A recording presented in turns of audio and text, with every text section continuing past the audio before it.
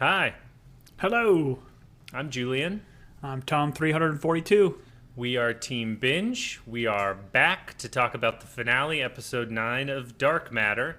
And Tom, there seems to be 300 versions of you. How many versions of Jason were there in this episode?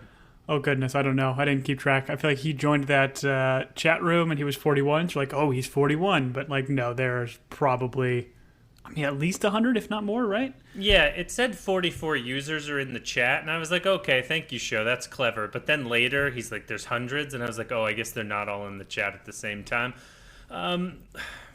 When we start adding too many Jasons, Julian gets confused. Julian ones gets confused. I thought we were going to go more than 2. I think we guessed that kind of in the beginning. I did not think we were going to get into the hundreds. Mm-hmm. I'm glad we did not spend an episode with each one of these other Jasons, I guess is. Yeah. Because that would be a lot of episodes. But overall, I enjoyed this finale. I thought for an episode called Entanglement, they wrapped it up real well. Nice. Well done. Thank you. I was going to say, too, like, I very much enjoyed it. I thought it was a very satisfying conclusion. I think we'll talk through it, but we called a couple of things I think that would essentially happen. I like the button they put at the end of them essentially leaving and Charlie finding them a new world, I think was poetic and great. They gave us a handful of like montages at the end of where characters kind of ended up. I think this is a single book. I don't think they have more source material, but they certainly left it open for more if they wanted to. But I think to your sentiment, as you've talked throughout the pod, one season and done, I think is perfectly fine. And it was a fun ride. Yeah, I have no idea. I haven't read the trades yet. That's what we call the papers about trading TV shows. But I hope they just keep it to one season because while I enjoyed it, I don't know if I'm going to remember all of it if we come back for a season 2. But I feel like, though, if they did bring it back for season 2, like, let Jason, Daniela, Charlie, like, let them go off into the sunset. It'd be interesting to follow a character like Leighton, like Ryan, and just kind of pick it up in the same universe. I think that'd be cool. Yeah, I would agree with that. If you're listening out there, TV gods, that is our prayer. All right, let's dive into this. While I enjoy this episode, I have questions throughout, and you're here to answer those questions as the Dark Matter expert. The Dark Master, I believe. The Dark Matter Master, we've always called you. Yes, thank you. All right. Official title. Yes. This starts at the bottom of the stairs with someone laying there, and I was like, who's laying there? And I was like, probably a Jason. Turns out it's Tech Jason. This longshoreman Jason seems to be like the killer in the group, right? There's only like one Jason that's really putting people down. They make. I don't think I put it in the outline, but apparently during the chat room scene, they like one of the guys makes mention of like the Rambo Jasons. So essentially, the Rambo Jasons are the ones out there getting guns and knives and wanting to just like kill all the other Jasons. So I think essentially this longshore Jason that we get a little bit more of his background is essentially a Rambo Jason. So, Tom, you saw typed words on the screen and you paused it and you started reading it, or were you able to read it in real time? That was a pause and read. Yes. Tom, for those of you that don't know, if he sees written word on screen, he has to pause it. I will say this in terms of pausing. I meant to mention this earlier. There was about 20 minutes of this episode left, and I paused it to write a note about the show for this podcast, and I did not want to press play because I was like, I don't know what they're going to do here. And it feels like if the show really wanted to get dark and go off the rails, bad things are going to happen. And I was kind of like, I'd like to stay here in this weird haunted mansion with these people and just not finish the episode. But because I'm a professional, I did finish the episode. I wasn't disappointed, although the dark side of me was a little bit disappointed. I was like, this could have really gone bad. But true. It's going bad for Tech Jason, who's getting tied up and beaten in the house. And were you able to keep track of the Jasons? Kind of, sort of. I mean, I think essentially you kind of had 3 main ones. Like, we get this longshore Jason that came in to give us the exposition in the last episode and say, hey, there's going to be a bunch more Jasons kind of coming in. Because he had that kind of prominent scar. He gives a story later about, like, his relationship with Amanda, which I thought was really cool. But I like what he does here in the beginning of, needing to validate, because the first thing this Jason is doing at the bottom of the stairs, we know this is our kind of like tech or evil Jason. He's waking up and he's trying to play it off like he's just one of the millions or hundreds that came in. But then he rips open or pulls his like shirt up, sees his arm, sees the scar, and knows that like how he got that. I thought that was a pretty nice touch. It was a good beat because they just gave us a real quick flash of when that happened. Because honestly, I'd forgotten about it, so it was nice of the show to do that. I thought that was a good touch. So is the guy we're calling Longshoreman Jason, the guy that's got the fisherman's cap? Is he the one that was in the vision that we watched Amanda get shot by the box? Is that who you assumed this Jason was? No, because this is the Jason he met in the bar, because he has that prominent scar kind of the top right of his forehead, and he kind of tells the story later on about Amanda getting, like, they went into the woods, the woods was on fire, right. Tree fell. Yeah, so that's all the same one throughout. This is the guy whose Amanda was impaled by a branch. I'm thinking of a guy whose Amanda was shot in the face by Dawn. Yes. So, okay, I got it. Amanda was having a rough time in a couple of those worlds. True. We see, Tom, for someone who has to pause it whenever the written word is, this episode had a lot of texting, a lot of chat rooms, so I don't know if you stopped it for all of it, but I did not pause it, and I noticed that every Jason was texting Daniela, and I thought, that must be how it's like when a woman joins a dating app. It's just like a constant barrage of weird Jasons texting you and telling you that they're over 6 feet tall. I don't know. I just like the idea of, like, I didn't have to pause it because, like, every other text is the exact same verbiage and words, which I thought was funny because it's like, again, it's the same Jason, so he'd be positioning, like, the text in the same manner, and I think even the same ones that go to Charlie are the same.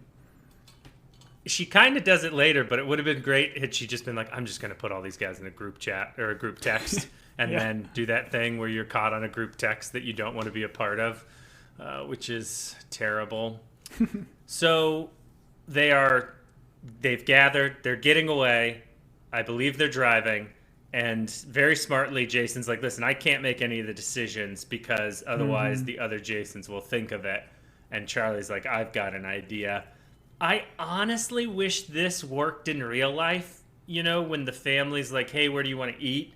And you've got to, like, come up with that because no one else can make a decision. I wish there was a part of me that could be like, listen, I can't make the decision today because all the other Julians will find us and kill us. So one of you pick whether or not we're going to Peter Piper Pizza or, I don't know, Buffalo Wild Wings because this is a sad, sad day. Yeah. I don't know. But Charlie is the ultimate one that they go with, and I thought that was smart. Mm-hmm. Yeah, it was great. Did you get a sense that they were kind of on board quickly? I mean, I know he prefaced it in the last episode with the safe word. I think she was still a bit skeptical there, but it seems like by the time they're in the car, and we definitely spend a lot of this episode of her and Charlie kind of like, I guess, kind of coming to realization with what's going on. But did you kind of get a sense for, like, they felt a little bit too calm in this situation in the car? I got the sense that yes, and I was like, well, they've got to wrap this up in a finale. But then we slow things down quite a bit between, like, minute 20 and minute 40. And I was like, okay, maybe we could have had a little bit more, like, inter-family conflict. But as a guy that hates family meetings, I was okay with it. Like, I understand what they were doing. But it also goes to, like, Daniela just maybe knows her Jason. Like, that's kind of the idea. And Charlie, like, knows his dad. And so I like that. Yeah, that's kind of how I took it. And Charlie, I mean, tough to deny this kid. He's got a great idea. He's like, let's go to this haunted mansion that I haven't told any of you about. Is Charlie a serial killer? Is this where he hides the bodies? What is this place? My wife had the exact same comment when they pulled up to this house. Like, oh, they're going to go to a haunted house. This is great.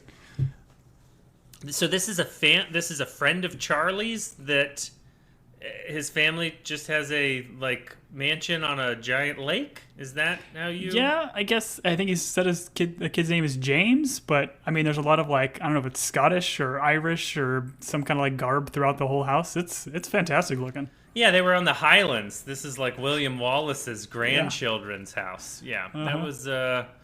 Anyways, this leads us to I felt like the show was like, okay, let's get him in the house and then let's have some like deep conversations. And it was interesting as a viewer to like get inside Daniela's head a bit, get inside of Charlie's head a bit. And like his comment here is, are they all really my dad? And I was like, oh yeah, that's going to be weird for Charlie to try and work this all out. Yeah. I mean, one of them's probably going to take him fishing, right?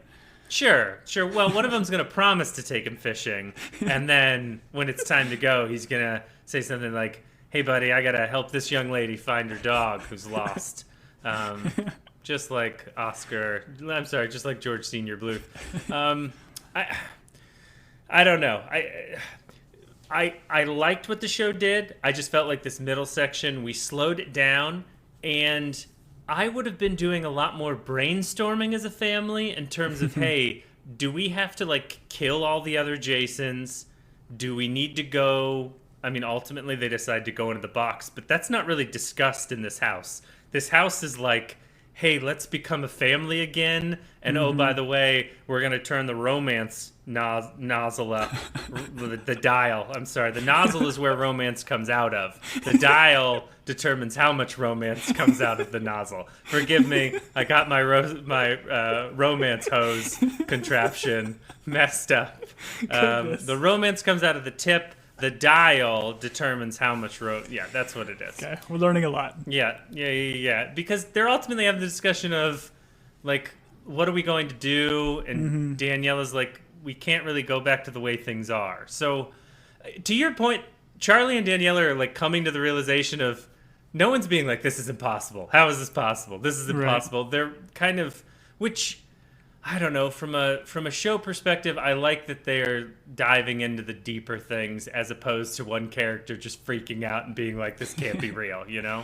I think they did that like later on maybe, where they're like around the dinner table and he talks about the idea of entanglement and how these other people are literally here if we had the consciousness to see them or something, which...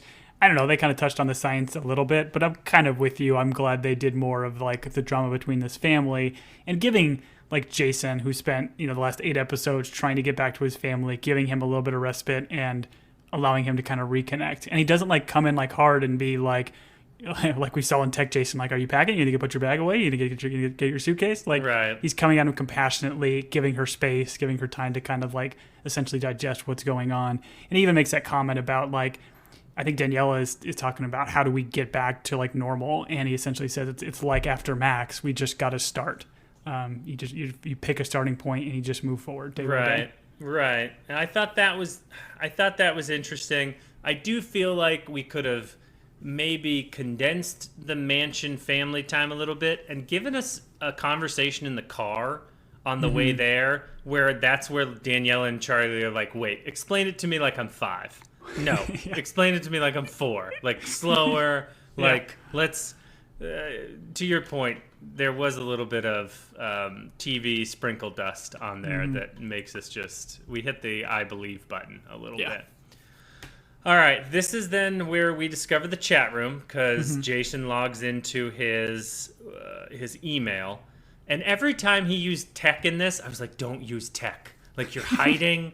Don't use tech. Don't log on. But I did like this idea that all these Jasons thinking the same way find themselves in this chat room and they're just like, hey, like they're voting on things, they're throwing out options. I don't know. I thought this was interesting. Listen, I have to give you kudos, though, because they did bring up the concept of joint custody, which you had theorized in the previous pod. So, man, kudos. 1,300 internet points. It was very funny when they discussed this, because Jason's like, listen, one guy threw out joint custody, another guy threw out a lottery, and Daniela's immediate response was, well, sounds like that guy just lost the lottery. I thought was... Jennifer Connelly in this episode was great. She's great, yep. So... Was there anything else to glean from that initial chat room other than these guys are just like discussing, and every once in a while someone's like, hey, I saw someone go here. Also, in Chicago, is no one noticing there's like 100 of the same guy? Because they're not all at the house. That's what I thought was weird. Like, why are they all not converging, not at this beach house? Why are they not all at Daniela's house? They're like the two Tech Jason and Longshoreman Jason are like alone there for a long time. It feels like a bunch of Jasons should be there. No? Like, yeah, no, I agree. And that kind of like, it made me think of it when this chat room thing happened, because where are all these guys? Are they at like a local internet cafe? they're like, all just sitting in one Starbucks, like not looking at each other. Yeah, I didn't understand where they were, but I think obviously just plot-wise, you needed to be able to give that Longshoreman Jason and our Tech Jason like time to be able to kind of digest and talk through plot. You got some more drama. If they're all just converging on the house all the time, it becomes a little bit too much, especially because we have essentially all the Jasons converging on the house later in this episode. Right. And so after the chat room, this guy's like, all right, he's like, I've seen Home Alone. I'm going to defend this house to the last. And he's like gathering all these paint cans and like micro machines. He's breaking up Christmas ornaments. Funny story time, he's not doing any of that. He grabs a poker. He walks outside in what must be the scariest neighborhood yard in the world, right? There's nothing more frightening than like unfamiliar woods at nighttime. Oh, it was terrible. And they're also by a lake, so you know it's just like musky and damp and eerie. Certainly some Scottish people were murdered in that house thousands of years ago. He has mace, right? Didn't he buy mace? I feel like he should be using that. Yeah, he did buy me, but all he's got is the poker, and then he leaves all the lights on. You know what you don't do if you're hiding in a house? That if it's all dark outside, don't leave the lights on inside so anyone outside can just see you inside. Like, it gives away your silhouette. I don't know. He should have watched. It would have been great had Home Alone been playing in the background so that every viewer could be like, no, do what that young boy does when he puts both those criminals in the hospital by breaking their faces and necks. I don't know. This leads to beautiful beach coffee, which did you go on VRBO right after this episode and you're like, we should book a vacation to a beach, a lake house so I can have coffee on a deck like these two are doing? No, it's phenomenal. It's like seemingly like a specific like casita beach coffee hut on the beach. It was poetic and beautiful. I feel like they just chose this mega mansion just to be able to film some of these scenes, which I'm not against because they were all fantastic. I'm not against. Yeah, there was a couple of things in Joel Edgerton's Rider. He's like, listen, I need to spend a week at the beach in Chicago, which I don't know how that works. I guess they have a big lake. I need to spend some time there in order to get into character, and also I need to be paid for every part of me that is in this show. Yeah. And they're like, well, there's gonna be 300 of you, and he's like, pay up. You know what? I'm not doing this for scale. Yeah, they did it for Gerard Butler. That's right. All right. So Daniela starts to share about Tech Jason. I was like, oh, this would be a really weird conversation. Not sure I'm comfortable with it. She very quickly says, that's all I want to talk about. And I was like, great, yes, let's take this in bits. Yeah. Obviously, Jason, I don't know, like, these two are handling this like two married people that love each other very deeply and have been thrown into a very messed up situation. And I thought it was very nice just to watch the family unit work. Because, as you know, big fan of the family unit, and no one should get divorced unless they die first. So that's where we're at. Even if you come back in a different dimension and pretend to be you, you cannot break up a marriage that way. It's in the good book. I looked it up. What chapter? It's in Timothonian, 2 Timothonian, chapter 13, verse 13. The luckiest verse in the Bible. Oh, Jimothy. Jimothy was actually what I was trying to get to. Instead, I kind of said Timothy, which is a real book. So that joke will land for someone. All right. Love it. I thought this conversation was interesting, where he says, hey, I met a version of you that wasn't married to me. I thought this was a poignant moment. Yeah, and I think she asked, like, was I happy in this world? And I think even Jason's response is like, what's funny, because she asked the same thing. Right. Like, they're both just kind of, just like our Tech Jason coming in this world was like contemplating and thinking, like, was he happy? Did he make the right decision?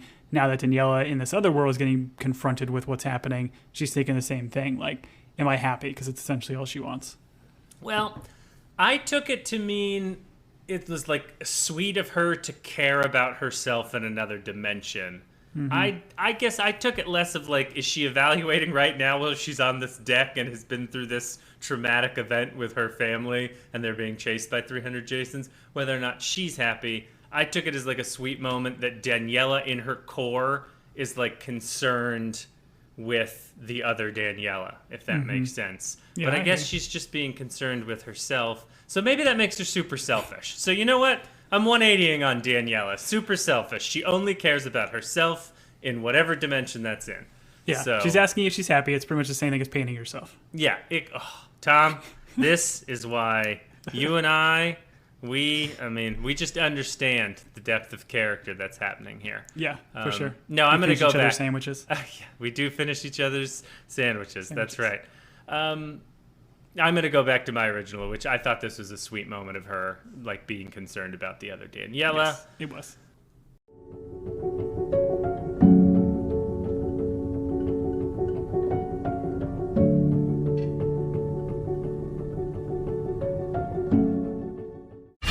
Get me Will Trent, ABC Tuesday.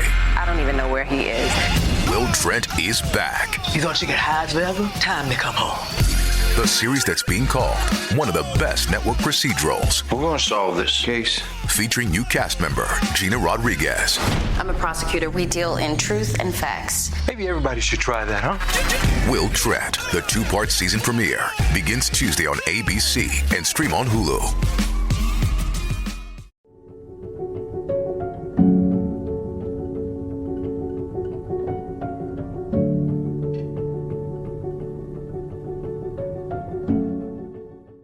Okay, we're cut back to the house. We have Longshoreman Jason. He's like a CSI guy. He's typing away. He's like trying to put the string on the yarn of the pins on the map. And he's like, where are all the cell phones and the cars? Tech Jason is tied up. I did not notice him on the stairs when he came down. And then they like, I don't know if it was like a pull away shot. I was like, oh, he's right there. Because I thought he'd killed him. Because we ended the last scene with him. Longshoreman Jason was just punching him repeatedly in the face.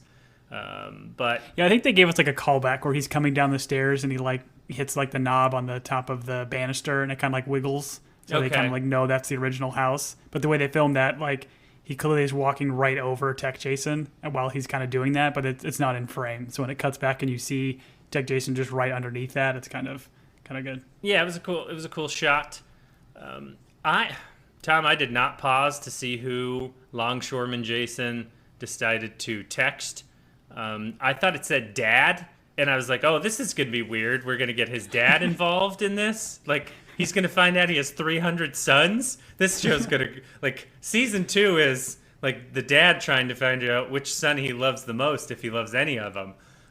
Instead, it was Blair. I was like, oh, okay, that makes more sense. And Blair is someone who our real Jason, teacher Jason, borrowed a car from. Which, Tom, does your car have low jack on it? Not that I'm going to steal it, or I'm just, if No. I'm ever in this situation, your car doesn't have any type of tracking device in it? I don't think so. So, I mean, my wife asked me the same question, like, can I track my car? I'm like, I don't think so. I'm pretty sure you gotta either have a super fancy car or put something specific in it. Oh, I think your spouse does have that feature through My Toyota, which this episode is brought to you by My Toyota. Do you want to get away from your 300 other selves and not be tracked? Don't buy a Toyota. You can always track us. Toyota. All right. Thanks, commercial. Let's... All right. They have the conversation because we're back with Jason and Daniela, and they talk about the lottery and shared custody. I think we threw these ideas out too early. I just think lottery, shared custody. I think we talk these things out a little bit. You know, I think maybe what we do is we push off the decision like a week. We let these two spend a little bit more time together. If it gets rocky, then teacher Jason's like, you know what? I am actually out. Let's just do the lottery. Or they can, shared custody. Or Daniela's like, you know what? I miss the rich version of you. I would like to have him back. So Yeah, I don't know. options. I think we close these down way too quickly. I feel like it needs to be more of like a reality show, right? You gotta get some money for it, put it on the air. I feel like that'd be more entertaining. Yeah, she hands out roses, or she hands out those neon glowing capsules that she's like, and you get a fairy dust Lavender twinkle. fairy? Lavender fairy. There it is. Thank you, sir. Okay. Longshoreman Jason shares with Tech Jason how much he has messed up this world. Mm-hmm. And he talks about how... well, I think it's not only this world, but it's the world that Tech Jason left, right? Because his Daniela is killed, Ryan is dead in that one, Amanda was killed. Like, so, I guess in his version, this Longshoreman Jason, Amanda is killed. But yeah, essentially is putting all the stuff on the line that Tech Jason was probably kind of knew deep down that this was causing a lot of issues, but just didn't really think about it, was only thinking about himself and just trying to survive the next minute. So taking the time to kind of let him know about the destruction he's caused, I thought was pretty good. So is this the turn for Tech Jason?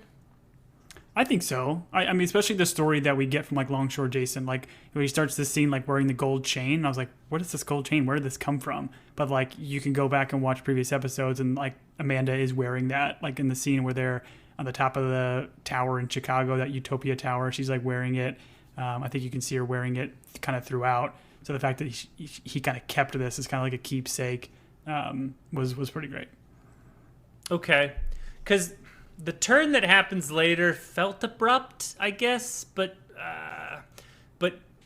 I guess when you think of this scene, maybe he starts to feel regret. Mm-hmm. I don't know. I think I mean, we could talk about it a little more later, but like to me, at the end of the day, he's still Jason. Like he's a different Sure. Jason because he didn't live the same life, but he's still like not a monster. Like he's been doing all these things for a singular purpose, and now that he's been confronted with the consequences of his actions and the entanglements and all the stuff that's going on, I think he's still a kind-hearted person inside. Sure. That's a good point. I guess he's not all bad. He hasn't broke all bad. Mm-hmm. Speaking of Breaking Bad, we cut to Vacation House where the family there's like a training montage. They're all throwing knives at dummies. Jennifer Connelly puts on like a red bandana. She ties it really tight, and then she karate chops the banister. They're breaking boards. What did she say? What did she say when she karate chopped? She says karate. And they're all preparing for a battle because that's what it's going to come down to. No, they're not. They're making breakfast. They're making pancakes. They're just hanging out as if no one has tracked anyone in the world, or they have this whole house to themselves. I was like, is no one fearing for their lives? Like, Jason's watched people get killed. Like, people are being killed. Why are we having breakfast? And like, I feel like that first night where they were like, let's just sleep and we'll figure it out. Yeah, I feel like that next morning is not this type of thing where you have this nice family breakfast. No, it's more of like the panic of what are we doing? You are breaking boards. You are karateing. You are, I don't know, high kicking. Maybe you're running upstairs to get the cardio going. You're looking throughout this house for guns, obviously. Like, I don't know. You're dipping your hands in some sort of wax and then dipping them in broken glass so that you're ready to kumite people. I don't know. Yeah, there's just different. If this were all Julian's, this would be what would happen in yours. So it's good to know what your alternate reality version is. Listen, I pity the fool who I come to their house and they are making flapjacks when I'm ready for battle. All right. Okay. I will slap them with those flapjacks. Speaking of getting slapped with flapjacks, Blair shows up at the house, sees the ties and the blood, finds Jason in the closet. This was great. Blair's like, I'm going to pepper spray you in the face and take your gun. Wonderful. Give me more Blair. I wish we had banished Blair to the B world because Blair was great. Yeah, she was fantastic. She's just a champion in this scene. Like, being yelled at, being at gunpoint, you assume she's going to give her phone, but she's like attacking back. And then the idea of her getting him in the other room, opening up the door to the other Jason and saying, you guys got to explain yourself, as opposed to just running and trying to get the cops. Right. It's great. Right. Yeah. You know who's not having flapjacks while she's waiting to get murdered at a vacation house? Blair. Blair would be, working on her marksmanship. So She'd be sharpening her gun. Yes, she would be sharpening all of her guns. That's good. Speaking of people that aren't sharpening guns, let's have a romantic dinner where Joel Edgerton and Jennifer Connelly, who do have some chemistry, look each other lovingly. Let's get liquored up while we're waiting for someone to come and kill us. So let's finish this bottle of wine. Charlie's exit out of the dinner was beautiful. He looked at his parents. He's like, oh, they're half a bottle of wine in. I know where this goes. I walked on mom and dad on their anniversary, and I'm not going to be able to get that image out of my brain. So dad says they were just wrestling, but I know better. And so Charlie makes his exit. You got to give them a little bit of leeway, though, right? Because they thought their plan was foolproof outside of the car being tracked, because otherwise they wouldn't have known where to find them, right? Oh, Tom, think of, as a tech guy, are you ever gonna think you can't be tracked? We have so many things on our body right now that have microchips in them. I don't know. It's just insane that you would think someone wouldn't find you, and you just sit in one spot for a whole day, taking in the sunrise and the sunset and having a bottle of wine. And once again, they're not discussing their situation. They're not like, hey, you know what I couldn't do? I couldn't relax and have a romantic dinner if I knew there were 300 of me coming for me, because I don't know. What if you knew it was your last night to live, so you're just going to live in the moment? Tom, I've never lived in the moment in my entire life. I'm not going to do it on the last night of my life. I can tell you that. I will die as I lived, worrying about everything and assuming someone's coming to kill me. So, no thank you, sir. I won't get all relaxed. I won't listen to my therapist on the last day of my life, okay? You need to go see In and Out too, man. I do? I won't. Yeah. It sounds Anxiety is in that, and she's fantastic. It sounds like that movie's trying to teach me life lessons, and I've already told you, Tom, I am fully made. I cannot learn anymore. Learned it all. I can only learn less. One thing I have always appreciated is not the band Coldplay, but this song. And honestly, I did not know where I knew this melancholy beat from, but I'm looking at your note now. So I give you 500 internet points for pinpointing it. Yeah, it's from Wedding Crashers, right? Where they have the scene where they're both sleeping and then kind of essentially going and knocking on the person's door without actually knocking on it while it plays this song. So couldn't help but think of it. And if you are so inclined, we actually did do a trivia podcast on Wedding Crashers, where we invited our wives. So if you'd like to listen to that, go check out our back catalog. I'm pretty sure we should have taken that episode down. That is, for a non-parental guidance podcast, that is a difficult movie to talk around. So I do not recommend you listen to it, if I might be so bold. Especially Gam Gam. Gam Gam, if you've made it this far, don't listen to the Wedding Crashers episode. All right. I did not see this coming. I thought this was great. She finds the chat room. We cut. She informs Jason that she told everyone on the message board. She's like, hey, I told them all to leave us alone. I chose you.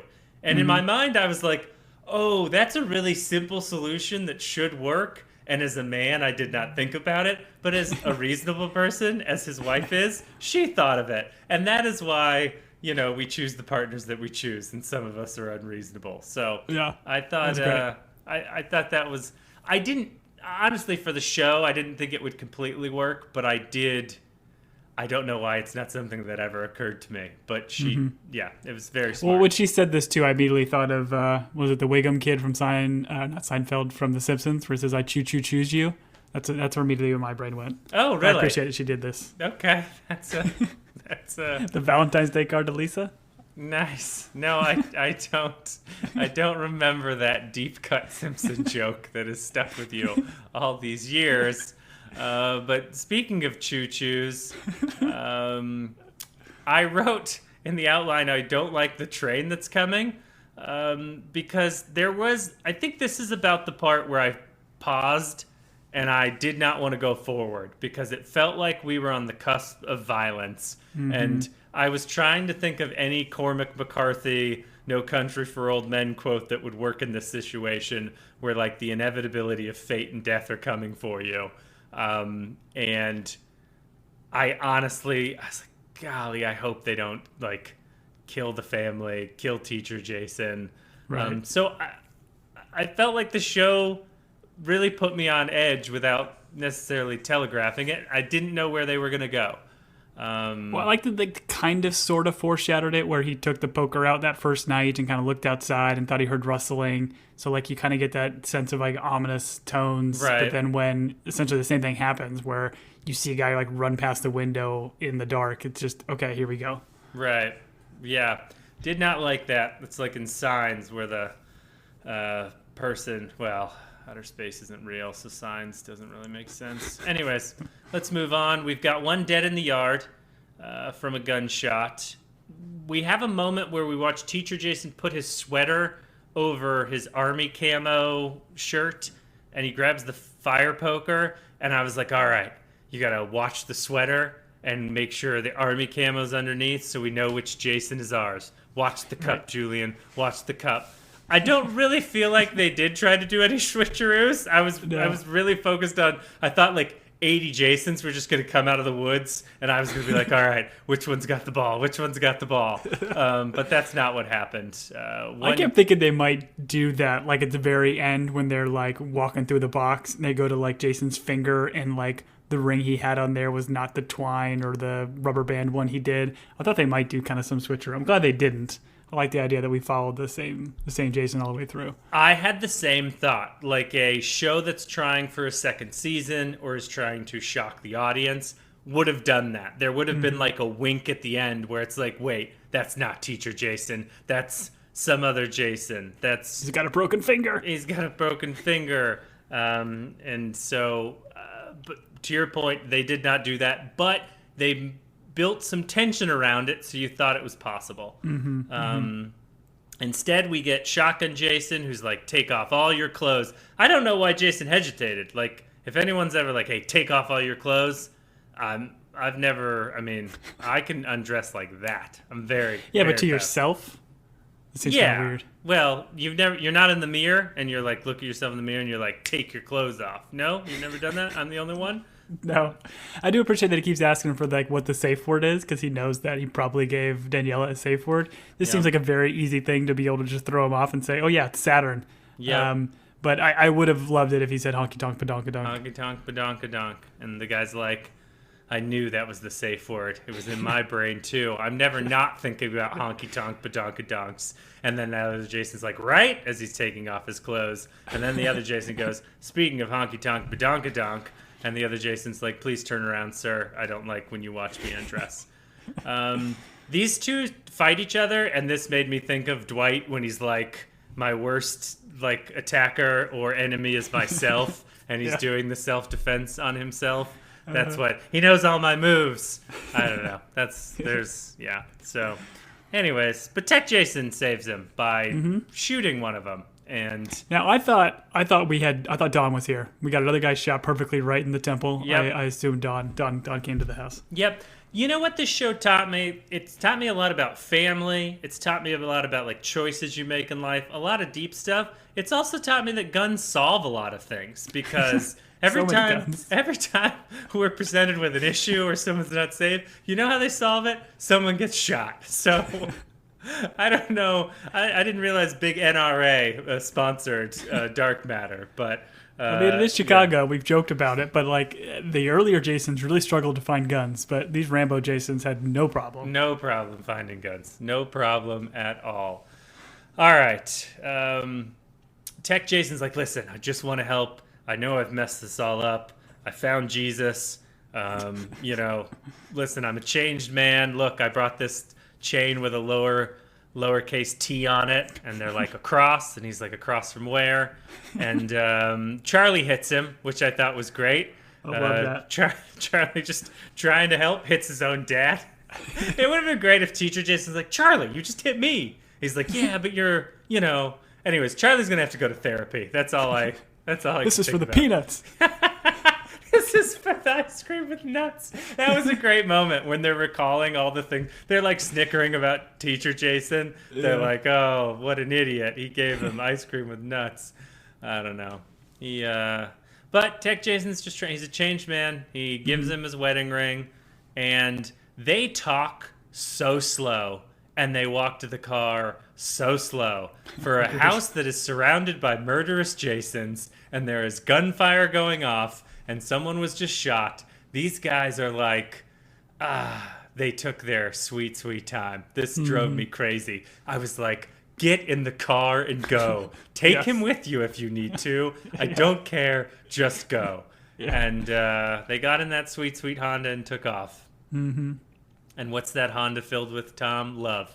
That Honda's filled with love, and what else? So with love, they have some leftover vials that I guess he left for him. Got the ashes of Max, which I thought was beautiful. And he gets the voice memo. And I kind of like what they did here, essentially, with this voice memo doing the, like, I don't know, the very dramatic. The life lesson. They're like, hey, here's what we've Full House learned. Moment. Yes, exactly. Which, I thought it was great. They're like, the thing I was trying to steal from you is the life where you made all the right choices, or at least most of the right choices, like risking love and a messy, beautiful life. It was all very, very nice. And I thought it did not feel, I'm being a little bit flippant in terms of like recalling it, but watching it, I did not feel like it was cheesy. And in the wrong hands, it could have been, right? Mm-hmm. Yeah, I agree. I think there's even one line where he says, like, you essentially are a perfect puzzle, like you only fit one another. So, and I like that kind of analogy for it. And I think it's like almost analogous to like the opening credits, because I'll always rewatch the opening credits when I'm watching like the finale episode to see if there's something that can kind of fit into the series as a whole. And I think essentially you have that box that is kind of like Rubik's cubing, flipping and turning and everything, and essentially at the end it kind of like fits together like a puzzle. So I thought that was kind of a nice little callback and a beautiful line. Sure.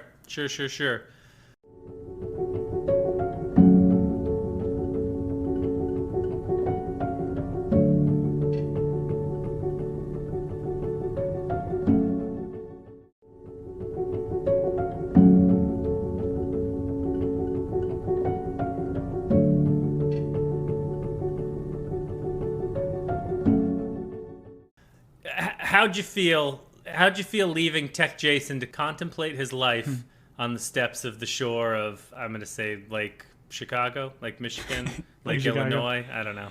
I liked it. I liked how they gave him, I mean, again, a little bit of redemption. Exactly. We kind of talked throughout the whole series, like, is he an evil Jason? I think eventually he got to the point where, he kind of is based on what he's doing. And you could certainly make the argument for stranding Ryan in the other world and the other things that he's done. Yeah, he definitely is an evil version of himself, but he's still evil. And I like the way they gave him a little bit of a redemption mark at the end here. Sure.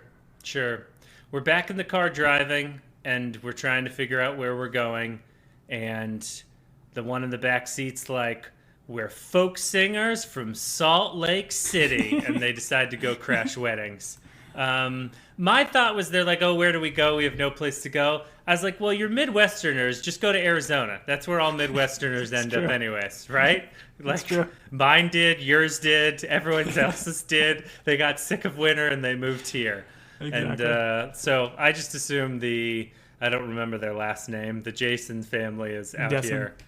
Yeah, the Destins. That's right. Once again, we don't spend much time brainstorming. We immediately jump to the conclusion that we have to go into the box. Mm-hmm. And I just felt like, hey, folks, let's take a beat. Like, have Jason explain to you how crappy it was in the box before we all, like, go. But I guess the key is he's figured out the box a little bit, so it won't be as bad, right? Is that... Well, I feel like this is just inevitable. Like I talked in the last pod, I think the only way to get out of this situation is leaving, because like we knew there was a handful of Jasons kind of coming into the finale. You could close up the box and kill the 400 Jasons that are there. It's not the only...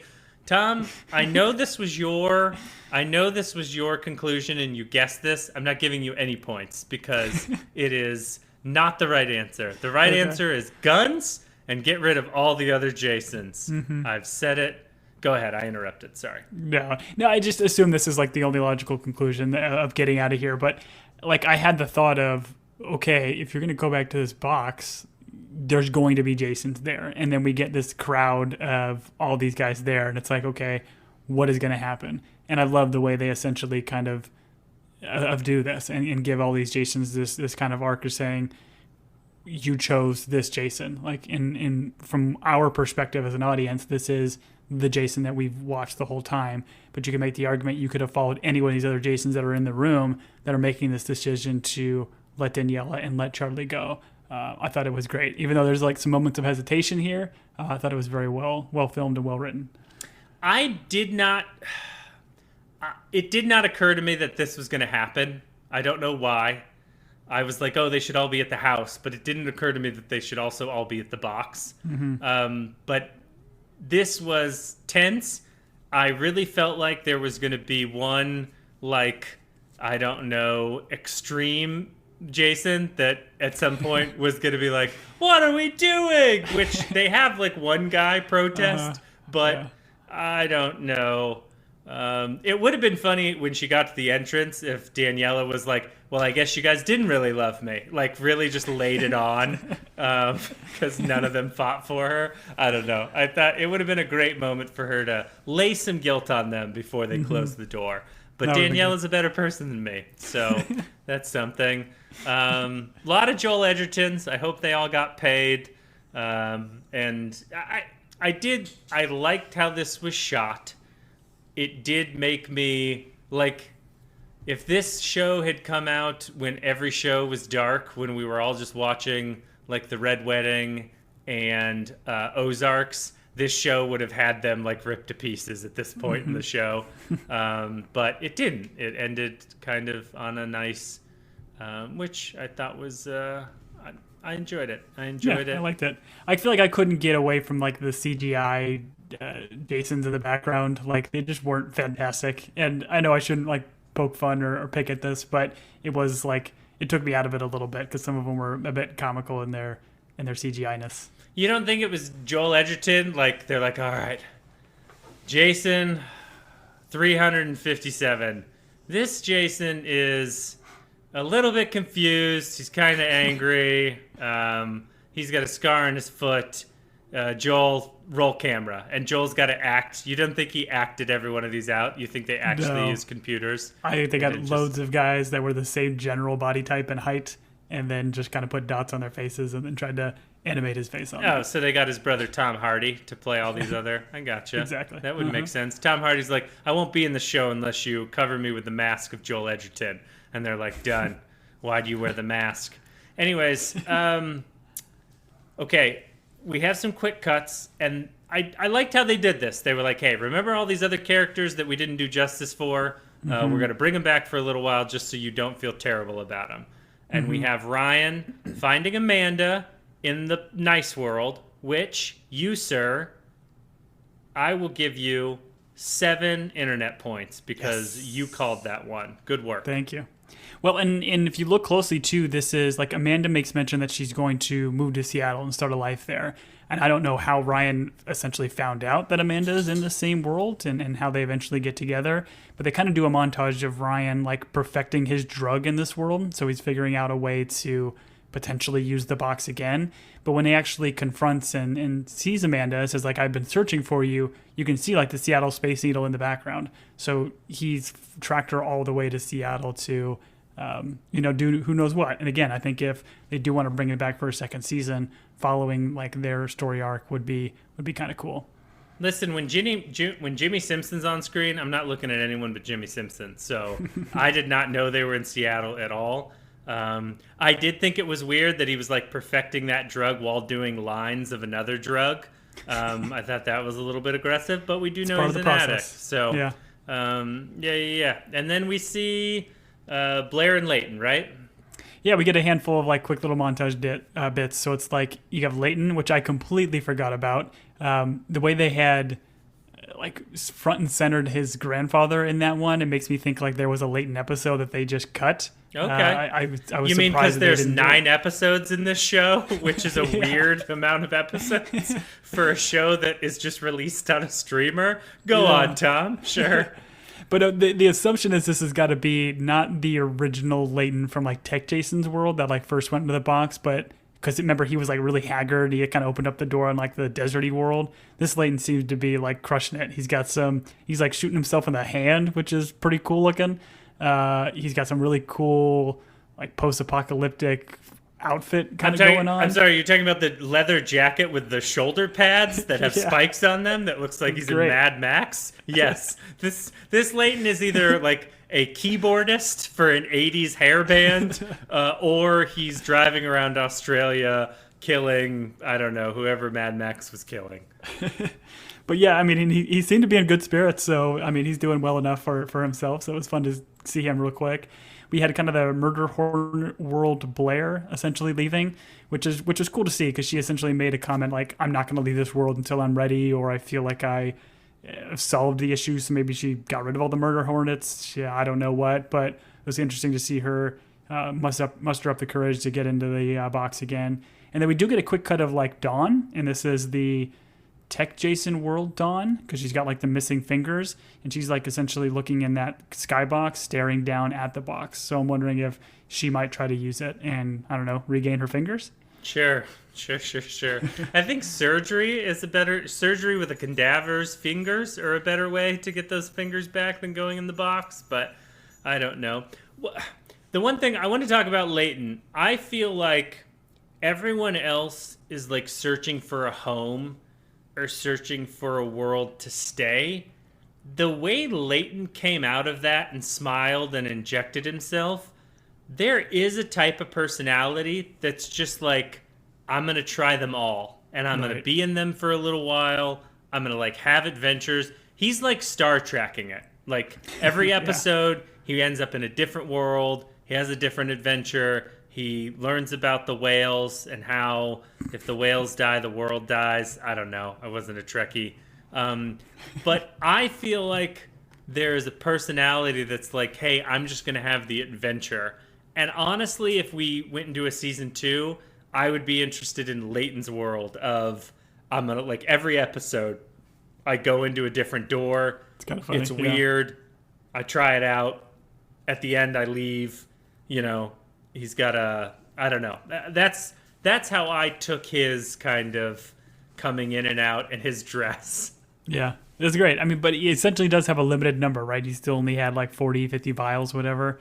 He's so he can't late. do it forever. He'll figure it out. He'll get some more. He'll run into cocaine snorting Ryan and get some more, and then he'll move on. All right, our family, the family of the Dessons. Mm-hmm. They let Charlie pick the world. I thought this was... I understand why they did it, because they're like, obviously Jason can't pick it because the other Jasons could then find him. So we have Charlie. Charlie picks it. I was a teenager once, because Charlie's what? He's like a senior in high school because he's doing college visits. So he's a junior or senior, right? Me at that age choosing a world to live in would be quite possibly the worst decision any parent has ever made. They would go, my parents would go into that world and they would be like, oh, obviously all of the religion we have put into you has not worked. We need to go back into the hallway and maybe choose a different Let's world. try this again. Let's try this again, Julian. A little less lust, a little bit more kindness and forgiveness. All right? Can we do that? Why are all the buildings shaped? Anyways, so I had the same thought initially. I'm like, oh man, letting him choose is going to be bold. But I like how they kind of essentially left it where it's not like a desolate and decayed world. It's at least bright. They don't give you enough to know exactly what it is, but it just lands on that bit of optimism of the whole family walking through together. It was great. Well, it's like if Charlie was like a 10-year-old, I would be like, okay, there's like a purity, there's like a joy, like a kid's like designing a world would be great. You step into it, you're like, oh, Charlie, all these buildings are made of, I don't know, chicken nuggets. You know, this world seems great. Other than that building's falling over, and I hope we have more ketchup. All those things. But I don't know. Although Charlie, out of all the characters in the show, is probably the most well-adjusted, so Agreed. maybe he is the right person to. I guess there are some mature teenagers out there that could build a world. So Yeah, he clearly had a kind heart. We got enough from him this season to like understand that this kid he can take him to a good world. That's a good point. That is a good point. That is the Ted Lasso in you recognizing the Ted Lasso in Charlie. Good for you. All right. I guess last thing is just general opinion of this one and the show. Would you recommend it to people, for people that have not watched this show? Oh yeah, wholeheartedly. I mean, not only is it shot incredibly well and filmed well, it's acted incredibly well. I thought the writing is good. I mean, I don't really know exactly how it compares to the book, but this is definitely a book that I wouldn't mind picking up and seeing how it kind of differs, because it's just a super fun idea and concept. And I like how bananas it essentially got at the end and was still able to, I think, bring it home and provide a satisfying story that could bring another season, could not. I think either way is fine with me. I just kept thinking about, like, what happens to the world where they leave, because you have 300 Jasons just sitting there at the box. Are they just all taking turns and going into the box and then trying to find another world and causing chaos there? Are they just all moving to Arizona? Like, what's going on here? That detective that we met in a couple of episodes, she's tying on a red bandana and it just says Jason Killer. And she's just like, no, I'm sorry, Jason Hunter. Obviously, Killer gives the wrong impression. It's Jason Hunter, and she's going around killing all the Jasons. But you can't say Killer because of the publicity and the optics of it. Jason Wrangler. Yeah, Wrangler. Jason Wrangler, but by Wrangler we mean Killer. So she's just running around putting down Jasons, and then she makes them trophies in her house, and then she's like, oh, maybe I'm an artist. And then she does like a Body World type exhibit where it's just a bunch of Jasons stuffed, and yeah, that's probably what happens. Yeah, that got again, dark. podcast for kids. Ooh, yeah. We may have to cut that. I'm sorry, buddy. My bad. Hey, listen, the bodies, the world, whatever that thing exhibit, those were fascinating. So maybe we were just a little bit ahead of our time, and those were a bunch of clones of another universe. That's fair. That's fair. I enjoyed the show. I love a show that's like, hey, this may just be one season, we've contained it. I feel like when shows are trying to get a second season, they just do things differently to leave them open, or they don't conclude them. If this one doesn't get another season, it's perfectly contained. Every episode was well done. You know, some were slower than others, but I was fascinated. Well acted, as you said. Well acted, well shot. That's all we're looking for here with Team Binge.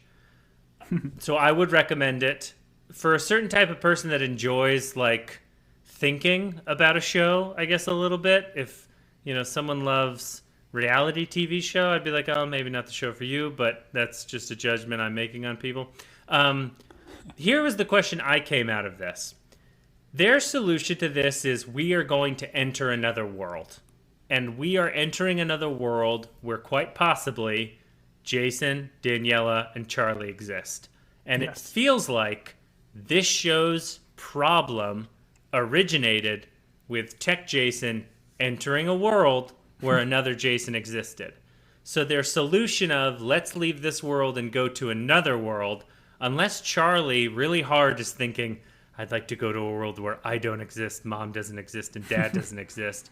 They are entering a world that's going to get complicated, but I guess it's less complicated than 300 Jasons. It's only one other Jason, one other Danielle, and one other Charlie. I don't know. It feels like our solution is the same solution Tech Jason had.